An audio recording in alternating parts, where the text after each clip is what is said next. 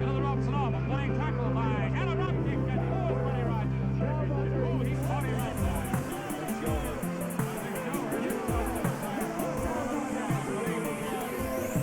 That can was pretty hard, and look at Buddy going to work now. Oh! Hey everybody, it's Durgertime. Thank you for joining me once again for another episode of Total Extreme Wrestling 2016 Billy Corgan's NWA. I'm real happy today because I just found out that we're going to be able to continue to save into TEW 2020. Somebody at the great folks over at the new message board for booking called BeTheBooker.com came up with a pretty ingenious solution to be able to transfer a save file, turn it into a database to play from that point. So that was honestly my major concern going into 2020 was how was I going to build this back up, which was the plan. We were never going to end it, but having someone else do it for me sounds great. Now, let's quickly recap where we were. We just got done Hard Times, and it went pretty well, like really well. We saw some good prestige and some momentum here. We had a sellout crowd, and obviously Jericho now holds both the AEW and the NWA titles, which is pretty cool. We have him for about five more turns, basically, 5 more shows, or 4 more shows, actually, I think is what we have him at. I don't know if we could find it on his loan. So we have 5 months to use it, or 6 appearances, whatever is quicker. Costs a lot. It does have creative control. So the trick is going to be getting him to eventually get rid of the creative control, or like to drop the belt, right? He's not very enthused by having the title. Apparently he's just kind of normal. Aldis is actually happy despite losing. He's like, whatever. He's fine with it. Everybody else is pretty much happy. Pillman won the Carl's Jr. title, the NWA title, which he's probably pretty excited by. So it's going to be a trick because I don't know if Jericho's going to drop the belt to anybody. Maybe Brodie Lee, and that's an option we can go with. Certainly could be a good run, a good champion for us. Aaron Stevens could be a great heel run.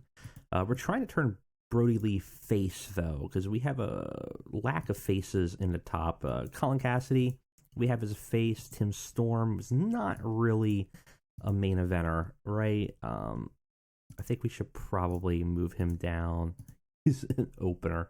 Yeah, that sounds about right. He's irritated right now. What are you irritated by? What a botched turn, NWA Power. Well, whatever. I know a lot of people have been saying get rid of Tim Storm. Here's the thing. I'm not going to get rid of Tim Storm or Nick Aldis. Now, does that mean... or Josephus. Does that mean we're going to use him for, everything? No. But to me, they're the heart of and soul of the NWA, and we're not going to get rid of them. I personally wish Storm was a little bit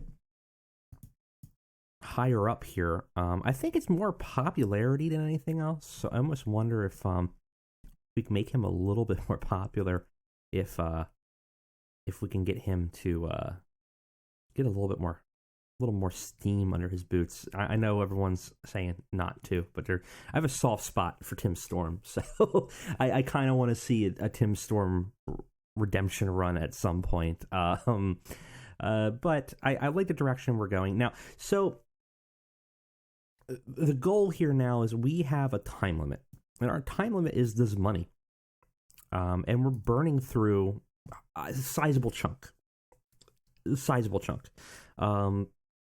Now, we'll really be able to see at the end of January where we're at. but it looks like we are making about... How much is each show costing? It's hard to judge based on show costs. Let's estimated cost per show. Estimated wage bill is $31,000 a month. That's if we did not use them at all, right?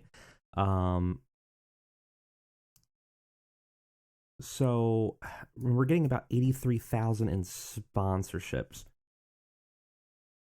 So that gives us roughly, let's see, where's our revenue here? Our sponsorship sales. So we're looking at about $80,000.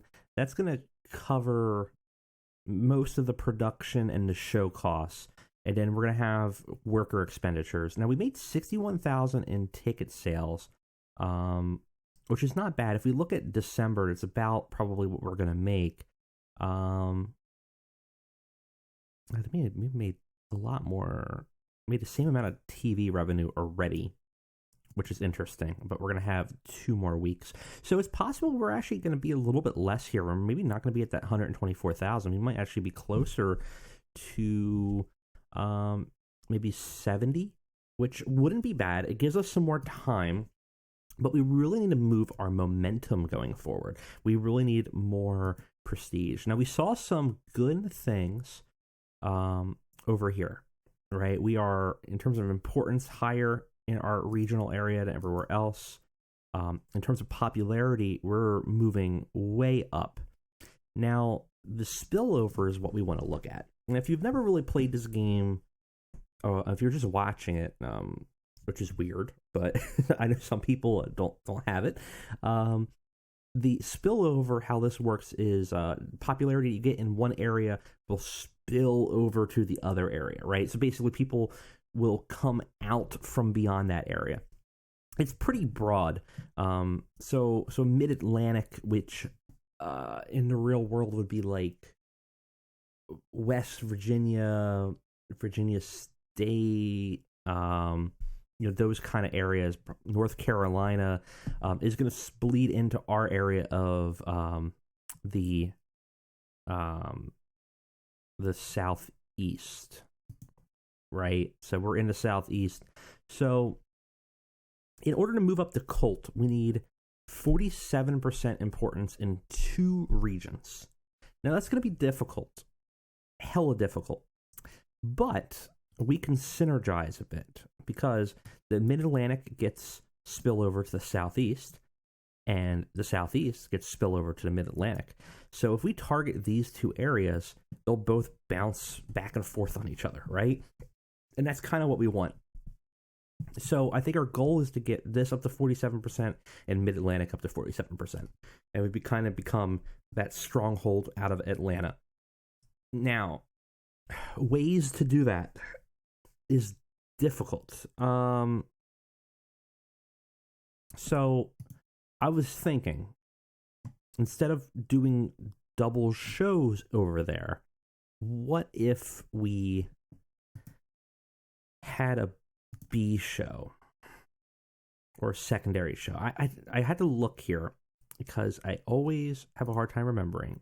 So B shows are where everyone, second class event, nobody expects it to be important. Ratings are much lower. It has no effect on the company's popularity. So that's not going to work for us. So I was originally thinking maybe we do like a B show there. We would need to do an A show.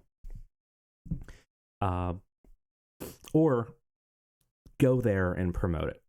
So I don't know if I am up for making another 1-hour A show. I was originally thinking of doing a B show. And I think I'm going to belay it to you guys and tell me what you're thinking. I was contemplating doing the Circle Squared, which is what the NWA Power has now, and just show newer guys or potential new hires, people we might want to develop, give them opportunities to develop for cheap, and get ourselves a presence. But if we're not going to get any popularity for a B show, I don't really know if it's worth the money. I'm not really sure if it's worth the money there. It almost seems like it's worth just doing Power there or doing a secondary show there. But I don't know if I'm willing to do 2 shows in 2 separate areas just for the sake of boosting the popularity there. So we'll hold off for now. I think we'll belay this. I'll see in your comments what you think.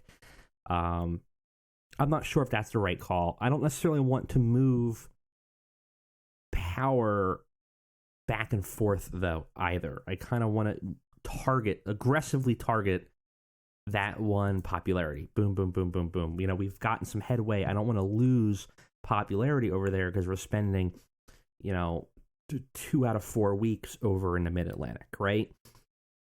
And if you see everywhere else, we're not really gaining much momentum anywhere else. We're pretty much where we were. So it's definitely going to be an issue. It's not going to be an easy one to overcome, but this is a long haul save. This is our permanent home. So we're going to be chipping away at the NWA until the sun burns out, trying to figure out how to make this something more. And maybe this Jericho feud will give us that opportunity. Quickly looking at roster real quick. I don't think we have anybody that needed to jump up, right? In terms of higher up on the card. I don't think so. So I think we'll be okay just to move on. We have Power tonight.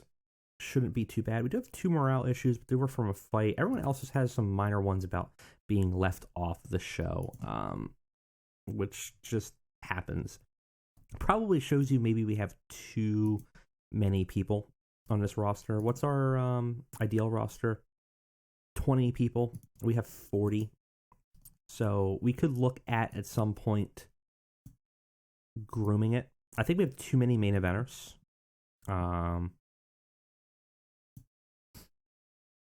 Just a few too many. I don't necessarily want to get rid of any of them. Our lower card looks fine. Maybe too many women's division. It costs so little, though. We could probably groom some out. Well, I guess that 40 does count personalities and stuff, too, I think. Let's see. Or maybe not. Maybe it doesn't. Maybe it just counts them. It's a tough call. Because I do feel like maybe we have too many people, but I'm not really sure where I would groom down. Because I actually feel like we're pretty okay with what we have. I think we're fine with our roster. So let's go ahead and let's move over to Power and go ahead and book a show. All right. Oh, and there's one other thing before I forget. So, our broadcasting, we do need to do multiple shows for it. So I added 2 extra pay-per-views. Wrestle War in February and Mid-Atlantic Mayhem, which will obviously be in the Mid-Atlantic. So that gives us a little bit more popularity boost there. And we do have a requirement from our broadcaster. I believe Red wants 10 shows in 10 months. So we pretty much have to do roughly 1 a month. Not the end of the world, not necessarily what I wanted to do. Ain't gonna hurt though. So it's just gonna be something that we're gonna have to focus on. Not a big deal. I'm not that concerned about it or anything like that, but it wasn't necessarily the ideal. I was hoping to do like every other month or every, do like 6 events a year or something like that. Let's see what is going on here. We do have a locker room incident. Oh boy. Steiner was being a jerk backstage and eventually threw a punch at PCO. It was bad enough move. They got beaten up over Giselle. We're gonna fine. Do we want to suspend? No, we're gonna fine him. Prove his behavior. Steiner's happy. PCO's pleased. Everyone's happy by that. I love that someone that did something that gets fined is like, yeah, I'm happy with this. This was the right call. It's like, okay. Positive, notable relationships. Best friends with Marty Bell. Alison Kay's dating Brody King. Brody Kay's PG. So we have a nice synergy there. Again, our pet project still is Brian Pillman. And because of that, I want to probably get him with somebody to train as a protege. No effect. It's going to be hard. One day we'll get it. Obviously, it'll do it on its own as well, which is always nice. No, I don't want the MetroPack Flex. I want the NWA Power Stadium. What are we expecting? 1,700 fans, so Atlanta Studio is going to be perfect for us. Cost low, good capacity. It's a hotbed. Rowdy, they'll be hotter, more demanding, higher tension levels. It's good for us overall, for the most part. Unless we put on a stinker of a show, but it gives us a higher possibility of putting on a better show. All right, let's book it, and I guess we're leading into Wrestle War is going to be the next pay-per-view. I know previously, I think last episode I said it was Crockett Cup. I misread that. I think that's not till April, which would be perfect because we'll have TEW's better tournament system for 2020 to play with that, which I am excited about seeing at the end of the month. Let's go ahead and book Power, see what nonsense we can get into. All right, guys, we're ready. We got a lean 60 minutes. Let's go ahead and take a look at what we got for Power. We start the show off with Brodie Lee versus Icarus. It's okay. Icarus obviously is one of the founders' cronies right now. Brodie Lee defeats him in really quick, 2 minutes.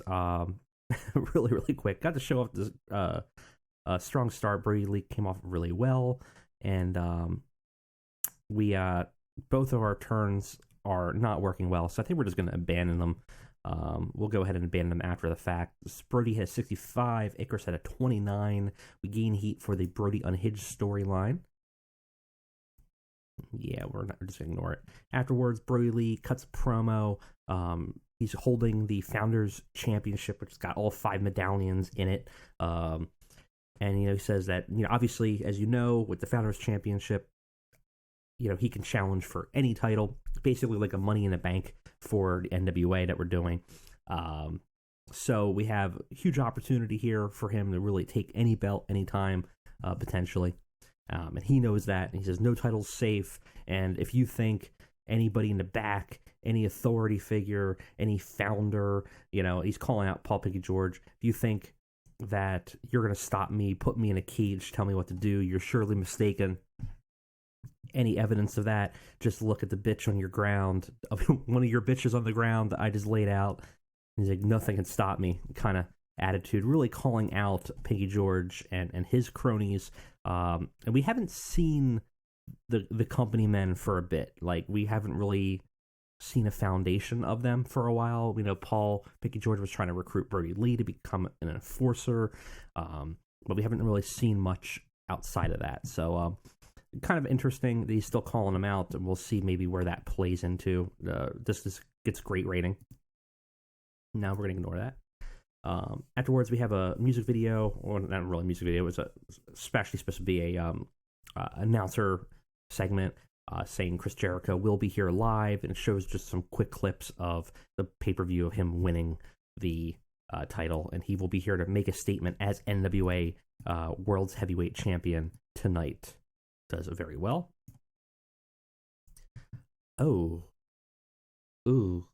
This didn't. Oh no. this did not go well. Tessa Blanchard versus Kimber Lee.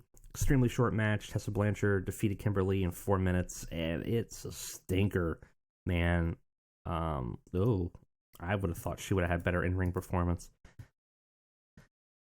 Better this, though, after the fact, she does a post-match interview over with David Marquez, and says that, she's here to win the NWA championships, win more NWA championships than her dad ever did. Tully Blanchard obviously had a ton of NWA championships, including the World's Heavyweight Championship at one point. I believe, or heavyweight championship. He had a bunch. I know he had something. I think he had I think he had a national heavyweight, actually, like U.S. Worlds. He kind of had almost everything but the Worlds Heavyweight. Name drops Sasha Banks, says that she's gonna come for the belt, and she's gonna basically kind of show her what a real champion is, and kind of says that legacy beats gimmicks kind of thing. We do gain heat for the storyline, which is good, so we can put them together and should hopefully have something interesting. Afterwards, she walks away and Marquez gets a new interview with James Storm. James Storm wasn't on Hard Times, and he's here ready to challenge. He wants to challenge Eli Drake for the Alliance title tonight. And Marquez says he finds out that Eli Drake does accept, and there will be, for the main event for the National Alliance title, James Storms versus Eli Drake. We advance the storyline for Eli Drake. This is okay. 45 is not bad. That's like a good baseline for us. What's our gimmick? Right, we needed to change him. What are we changing him to? Changing him to a face? Was that what we were doing? Sure. I don't remember doing that, but it's been a bit. After that, we cut backstage where Brian Pillman, now the Carl's Jr. Presents champion, has to cut a Carl's Jr. commercial. He cuts the ad, looking very begrudgingly while doing it, and ultimately you hear him backstage saying this is ridiculous, as he is forced to cut the promo. Actually does well. We play up his entertainment side, and I think it actually really shone there. This isn't horrendous, all things considered. The Von Erichs are challenged for the Alliance Heritage Tag Team titles. Their Marshall's office game got the crowd buzzing, though. Marshall had a 38 and Ross had a 44. They're actually not that bad. We just need a little bit more popularity, which is why we're giving them the title to begin with. Relatively, like, Flip has a 43, Colt has a 51. They're not far off from that. In fact, Von Erich's return to NWA gains some heat in terms of the storyline. Marshall and Ross are both improving. Overall, it's not bad. Ultimately, Colt and Flip lose. Flip takes the pin from Marshall, and the Von Erichs make defense number 2 of the NWA Heritage Tag titles. I'm surprised no one's used them yet anywhere else, but it is what it is. Afterwards, we have a freestyle segment. The Colt come out. Obviously they had tried to attack Colt Cabana. They're very, very focused with Colt Cabana, considering him a jester and like a false prophet almost. And they target him, but this time they have all the numbers.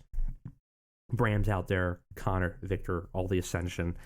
And the Colt attack, and they lay out Colt Cabana and Flip Gordon and leave them to the ground. They try to take Colt Cabana backstage, but Flip comes back up and kind of pulls them aside a bit, and ultimately they walk away. They still almost want to abduct Colt, maybe to join Colt into the cult. Actually, I kind of like this idea.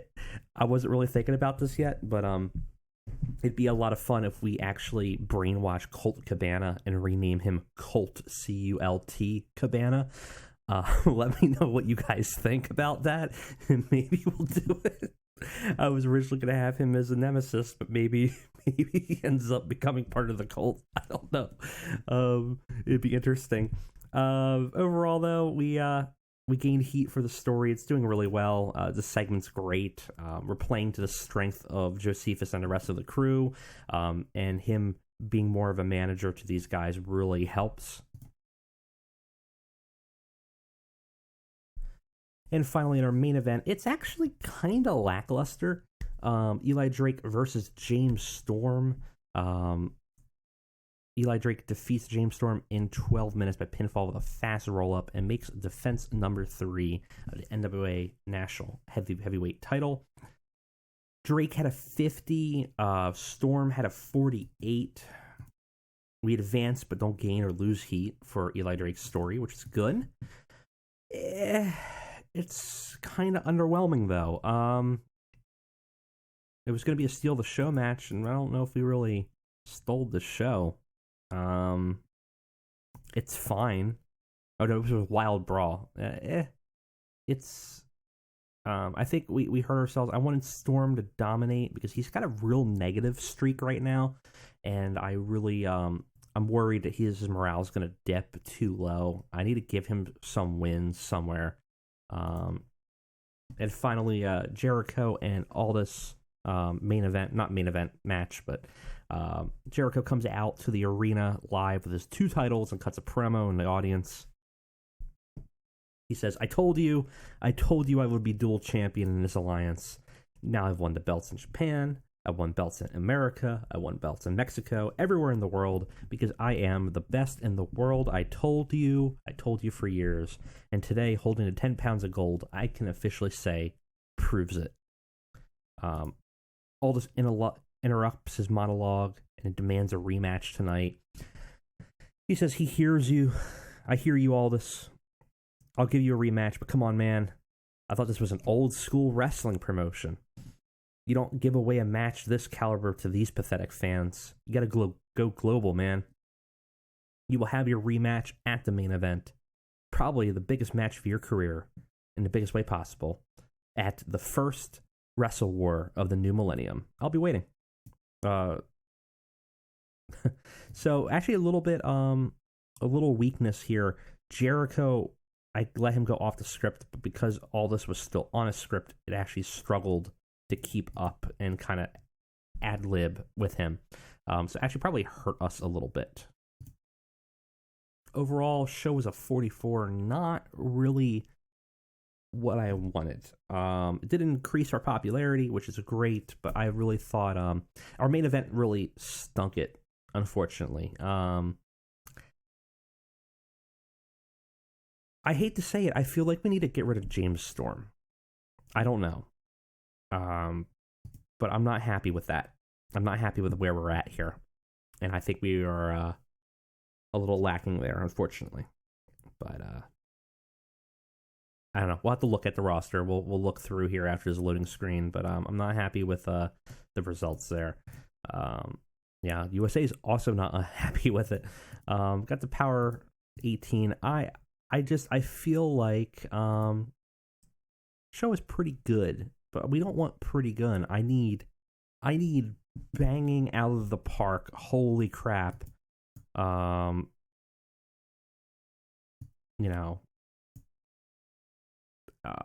We need like all hands crazy.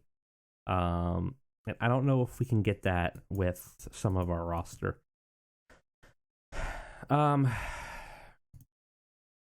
I mean, our ranking is still 12th, which is unfortunate. Did we lose anything? No. We're still about where we're at in terms of where we are. Actually, we might have upped everything else. Southeast has not moved. I think everything else moved up a little bit. So something we're going to have to look into. I feel like if we're talking about grooming the roster down, and I feel like our main event scene is where it needs to go. Obviously, Jericho's not here forever, but we got Brodie here now. We got Aldis still. Storm. We got Drake. We got Big Cass. We got Steiner. We can use him, but he's not gonna get. What did we give him? I forget what his contract was. Is it special attraction? So we don't have to use him that often, anyways. Kind of use him to put over other people. So I really wouldn't even say he's a main eventer. He's more of a gatekeeper. Like, he would be someone that we would put against Pillman and have Pillman win to maybe finally push him into the main event, right? I think we need to get rid of James Storm. I think it's time. There's a few other people lingering. I think we also need to groom down our women's division by half. I'm thinking I mean, Nicole Matthews is strong. Marty Bell's not. Ashley Fox is not doing it for us what she should. I don't know. We might have to do. I got plenty of time during the quarantine, so we might do a backstage episode live, like I did with my AEW show. If you guys want to see that one, let me know, and maybe we'll groom the roster down a little bit and talk a little bit behind the scenes. So, thank you guys all for joining me today. If you have not subscribed yet, please do. It is something that really helps out the channel. We're only just like 100 something away from 1,000, so I think it's like 140 away, barely anything. We've come so far. I really want to get 1,000 before TEW 2020 comes out, so I know there's a bunch of you that for some reason aren't subscribed, and if you are one of those people, please think of doing so today. It really does help out the channel. I will see you guys next time. Thank you for joining me.